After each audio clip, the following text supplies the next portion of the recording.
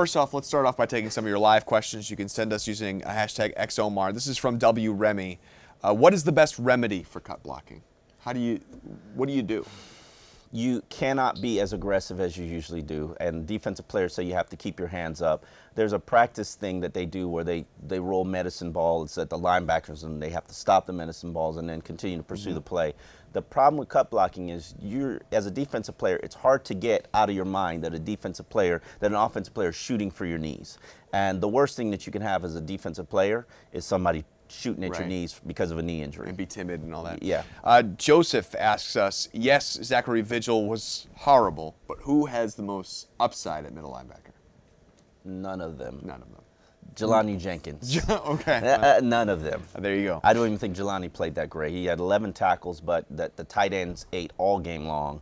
Jordan Reed's either a Pro Bowl talent or they just took advantage of Miami. I think that the safeties and the linebackers have to play a little bit better in containment against tight ends, and it's going to be huge against Jacksonville. They've got a lot of good tight ends. You know, we'll see. No, you've got linebacker issues, Dolphin fans. I apologize if this is news to you, but you've had linebacker issues for 3 years now, and you've done nothing. What have you done to address them? You signed some undrafted rookies. Right. Well, Julius Thomas, though, they're Jaguars' big signing in the offseason. He's not going to play, so at least there's that. What should be the Dolphins' biggest concern in regards to the Jaguars this weekend? I think it's about getting that defensive line into a groove and not necessarily pass rushing, because I think that will come. Sacks come in bunches.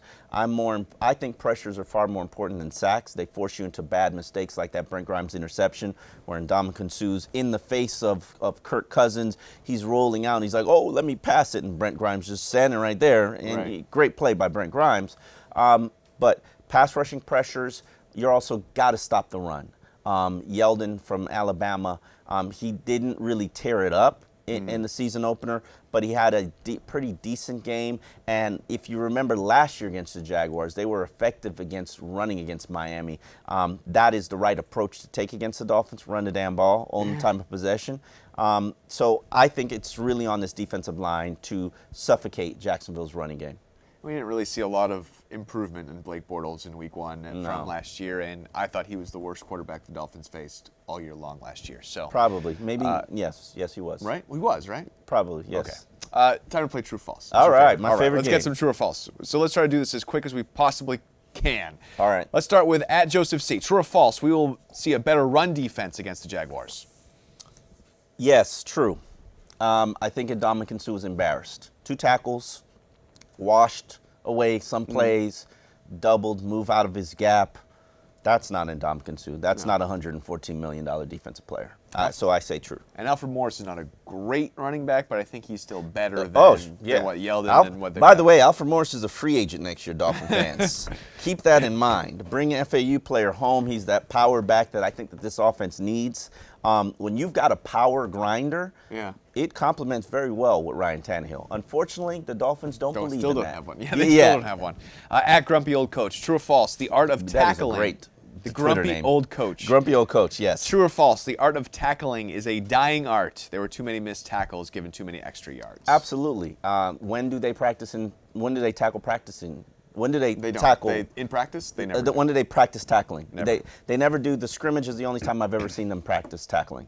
And I think there has to be 1 tackle period per week. Unfortunately, that leads to injuries. You can't afford to have injuries. But then again, it feels like you get more injuries on the weekends because they are not tackling during the week. Correct. It's a double-edged sword. It's a double-edged sword. But people just want their NFL, and they want their players healthy. Look at last week, how many players, top-shelf players, that got hurt, Terrell Suggs. You're going to lose players every week. Right. And you're just trying to get them to Sunday when you make the money. Which is not a good sign because this is not a very deep Dolphins team. @PhilipDilling1, Tannehill has better chemistry with his new weapons already through 1 week than he has with his old weapons. Where was this chemistry? Jordan Cameron, maybe, but this is the first time we've ever really seen him connect with Jordan Cameron. I think that it's not about the weapons because Rashard Matthews and Jarvis Landry, they were here last year. Right.